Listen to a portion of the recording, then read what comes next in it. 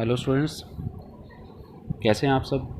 चलिए आज हम स्टार्ट करते हैं अपना हिस्ट्री का चैप्टर सेकंड, जिसका नाम है from trade to territory, the company establishes its power.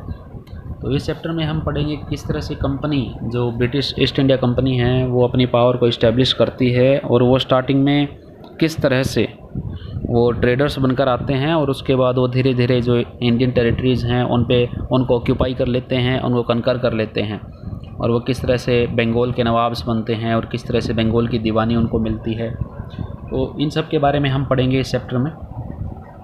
तो आपका चैप्टर नेम है from trade to territory, the company establishes its power. Let us start. Yes, चलिए अब हम स्टार्ट करते हैं students. From trade to territory, the company establishes its power. Aurangzeb was the last of the powerful Mughal rulers. अब औरंगजेब के बारे में आपको पता है कि औरंगजेब जो है वो सबसे लास्ट पावरफुल मुग़ल रूलर्स था। उसके बाद कोई भी ऐसा मुग़ल रूलर नहीं हुआ जो इतना पावरफुल रहा और जिसने पूरे इंडिया को एक करके रखा हो, यूनाइट करके रखा हो। ही established control over a very large part of the territory that is now known as India.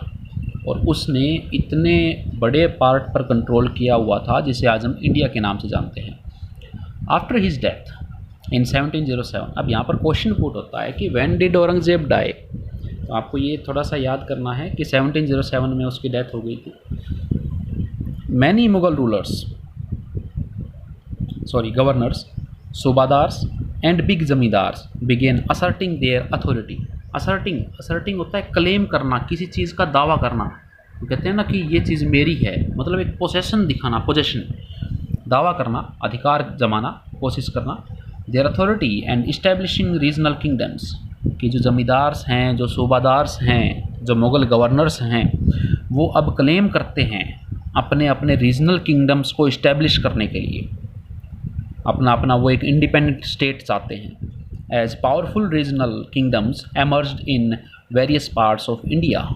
और इस तरह से पावरफुल रीजनल किंगडम्स जो हैं वो इंडिया के डिफरेंट पार्ट्स में एमर्ज होते हैं, निकल कर आते हैं। Delhi could no longer function as an effective centre.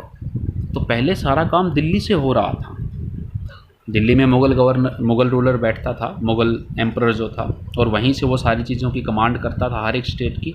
But अब दिल्ली जो है वो इफेक्टिव सेंटर नहीं रहा था, अब दिल्ली से कोई काम नहीं हो रहा था। By the second half of the 18th century, however, a new power was emerging on the political horizon, the British। अब देखते हैं कि एक जो सेकेंड हाफ है 18th सेंचुरी का, मीन्स 1770 के आसपास, वहाँ पर क्या होता है कि एक नई पावर निकल कर आती है पॉलिटिकल एरेना में। ब्रिटिशर्स आ जाते हैं उस टाइम में। Did you know that the British originally came as a small trading company and were reluctant to acquire territories. कि वो शुरू में एक स्मॉल ट्रेडिंग कंपनी के तौर पर आते हैं और उनकी कोई भी इच्छा नहीं है किसी स्टेट को, किसी टेरिटरी को एक्वायर करने की। वो कुछ नहीं पाना चाहते हैं, वो सिर्फ बिजनेस करने के लिए आए हैं। How then did they come to be masters of a vast empire. तब वो इस वास्ट एम्पायर के, वास्ट होता है बहुत बड़ा, इस बहुत बड़े एम्पायर के वो मास्टर कैसे बन जाते हैं। In this chapter you will see how this came about. इस चैप्टर में हम पढ़ेंगे कि वो किस तरह से ऐसे बनते हैं। यहाँ पर एक पिक्चर दी गई है, आपको दिखाई दे रही है। यहाँ पर देखिए, ये बहादुर शाह जफ़र को यहाँ पर शो किया गया है। ठीक है, Bahadur Shah Zafar and his son being arrested by captain Hudson. तो जो ब्रिटिशर्स, एक कैप्टन है ब्रिटिशर्स में, उसका नाम है कैप्टन हडसन। वह औरंगजेब और उसके बेटों को अरेस्ट कर लेता है। वो क्या करता है उनके साथ, ये इस पैराग्राफ में दिया गया है, देखिए। After Aurangzeb there was no powerful Mughal ruler. ये हम पढ़ चुके हैं ऊपर कि औरंगजेब के बाद कोई पावरफुल मुग़ल रूलर नहीं था। But Mughal emperors continue to be symbolically important. लेकिन वो मुग़ल एम्परर्स जो उसके बाद वाले थे, लेकिन वो सिम्बॉलिकली इम्पोर्टेंट थे, वो इम्पोर्टेंस रखते थे कुछ ना कुछ। In fact when a massive rebellion against British rule broke out in 1857, और जब एक बहुत बड़ा रिबिलियन होता है, एक विद्रोह होता है 1857 में ब्रिटिशर्स के against, Bahadur Shah Zafar the Mughal emperor at the time was seen as the natural leader.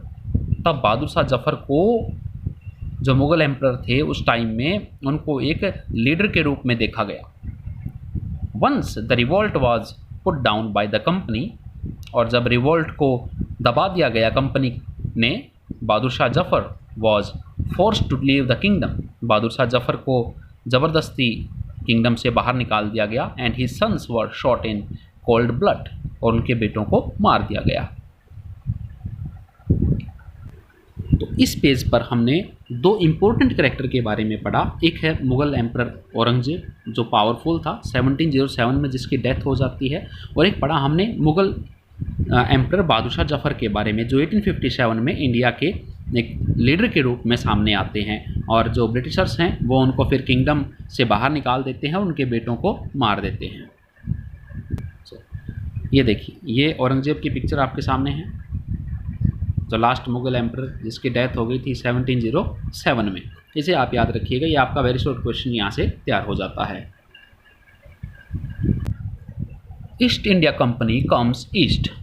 अब देखिए, सबसे पहले तो हम इस चीज़ को समझने की कोशिश करते हैं कि ईस्ट इंडिया कंपनी वो ईस्ट की तरफ कैसे बोलते हैं, कि वो ईस्ट की तरफ कैसे है। ये देखिए, ये मैप मैं आपको थोड़ा सा बड़ा करके दिखाऊंगा, लेकिन थोड़ा सा इसमें आप एक बार आइडिया लगा लीजिए कि ये जो डायरेक्शन होती है ये नॉर्थ डायरेक्शन होती है, ये साउथ डायरेक्शन होती है, ये वेस्ट है आपका, और ये ईस्ट है।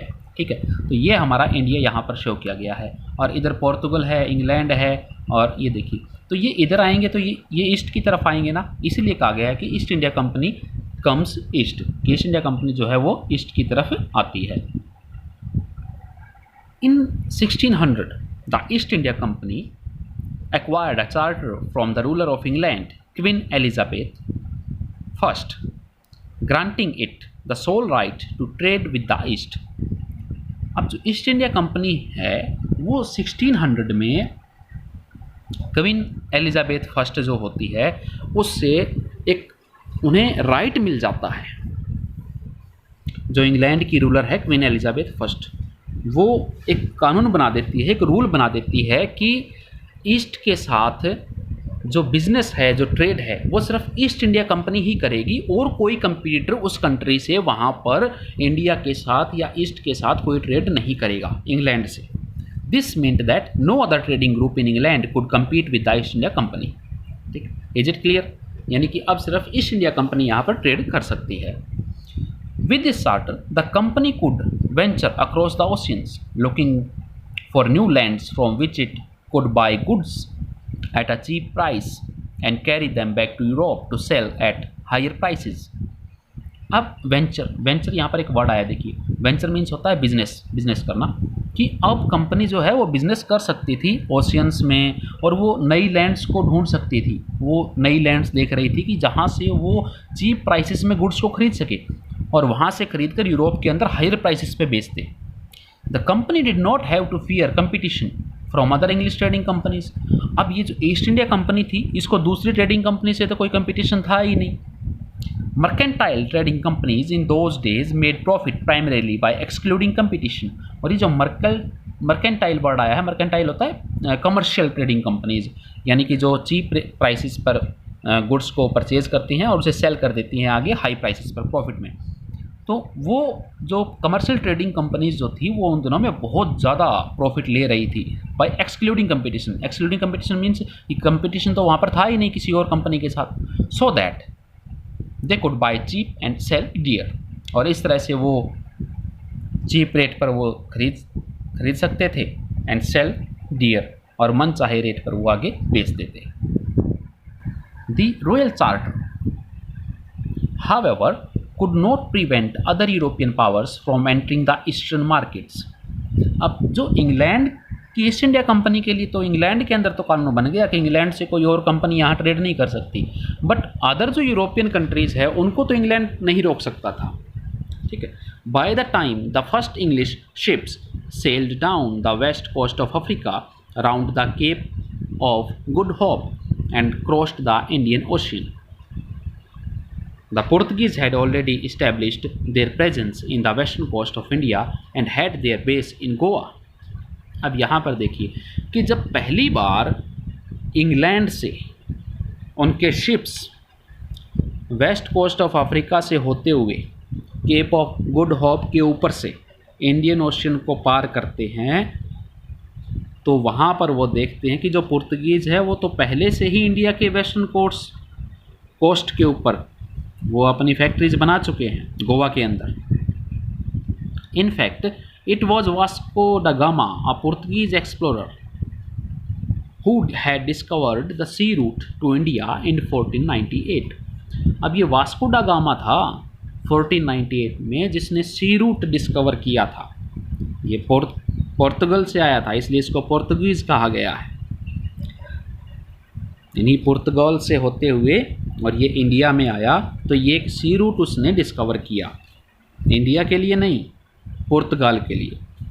By the early 17th century the Dutch too were exploring the possibilities of trade in the Indian Ocean. और अर्ली 17th century जो है डच, वो भी पॉसिबिलिटीज़ एक्सप्लोर कर रहे थे, सर्च कर रहे थे इंडियन ओशियन के अंदर ट्रेड की. Soon the French traders arrived on the scene, और जल्दी ही फ्रेंच ट्रेडर्स भी यहाँ पर आ गए, यानी कि जो फ्रांस जो कंट्री है वो भी यहाँ पर आ गया. The problem was that all the companies were interested in buying the same things. अब प्रॉब्लम ये थी कि सभी कंपनीज वो एक ही तरह की चीज़ें खरीदने में इंटरेस्टेड थी. The fine qualities of cotton and silk produced in India had a big market in Europe. Pepper, cloves, cardamom and cinnamon too were in great demand. कि ये सभी चीज़ें बहुत ज़्यादा डिमांड में थी यूरोप के अंदर. और fine qualities of cotton and silk जो इंडिया में प्रोड्यूस होता था उसकी तो बहुत बड़ी मार्केट थी यूरोप में. Competition amongst the European companies inevitably pushed up the prices at which these goods could be purchased. अब यूरोपियन कंपनीज जो थी, inevitably होता है ज़रूरी, आवश्यक रूप से, नेसेसरीली उन्होंने प्राइसेस को बढ़ा दिया, जो गुड्स थी उनके प्राइसेस को वो बढ़ा दिया. And this reduced the profits, और इस तरह से जो प्रॉफिट है वो कम हो गया. That could be earned. The only way the trading companies could flourish was by eliminating rival competitors. अब ट्रेडिंग कंपनी जो है वो फ्लोरिश हो सकती थी कैसे? बाय एलिमिनेटिंग, एलिमिनेट होता है किसी को ख़त्म करना, राइवल यानी कि आपके सामने जो आपका कंपिटिटर है, आपके सामने जो है प्रतिद्वंदी कंपिटिटर्स, कि अब तो कंपनी तभी फ्लोरिश हो सकती थी जब वो अपने कंपिटिटर्स को ख़त्म कर दे. द अर्ज टू सिक्योर, और इस तरह की जो सोच है markets before therefore led to fierce battles between the trading companies, और इस तरह से एक बैटल जो है वो स्टार्ट हो जाती है जब ये थिंकिंग आती है उन सभी कंपनीज में कि हम अपने राइवल कंपिटिटर्स को अगर एलिमिनेट करेंगे तो ही हम फ्लोरिश होंगे. Through the 17th and 18th centuries they regularly sank each others ships. अब 17th और 18th सेंचुरी में वो क्या करते हैं? रेगुलरली सैंक, कि वो लगातार एक दूसरे के जो जहाज़ हैं, जो शिप्स हैं, उनको डुबो देते हैं ओशियन में, सी में. ब्लॉकेटेड रूट्स, रास्ता बंद कर देते थे. And prevented rival ships from moving with supplies of goods, और वो उन शिप्स को रोक देते थे जाने से जिनके अंदर गुड्स रखा होता था या सामान रखा होता था. Trade was carried on with arms and trading posts were protected through fortification. और इस तरह से ट्रेड जो है वो हथियारों के साथ होता था. ट्रेडिंग पोस्ट थी, अब उसे प्रोटेक्ट किया गया फोर्टिफिकेशन के जरिए, बाउंड्रीज बनाई गई उसकी. The effort to fortify settlements and carry on profitable trade also led to intense conflict with local rulers. और इस तरह से जो वो कंपिटिटर्स आपस में, जो कंपनी जो हैं वो जैसा कर रही थी, वो अपनी फोर्टिफिकेशंस बना रही थी, वो अपनी बाउंड्रीज़ बना रही थी, तो इस तरह से इंटेंस कन्फ्लिक्ट हो गया। कहाँ पर? लोकल रूलर्स में। इंटेंस होता है बहुत ज़्यादा, कन्फ्लिक्ट होता है डिस्प्यूट। तो लोकल रूलर्स में भी बहुत ज़्यादा डिस्प्यूट एक जो है वो क्रिएट हो गया। The company therefore found it difficult to separate trade from politics, और कंपनी के लिए यह बहुत मुश्किल हो गया कि ट्रेड को पॉलिटिक्स से अलग करना। Let us see how this happened. आओ देखते हैं यह सब कैसे हुआ।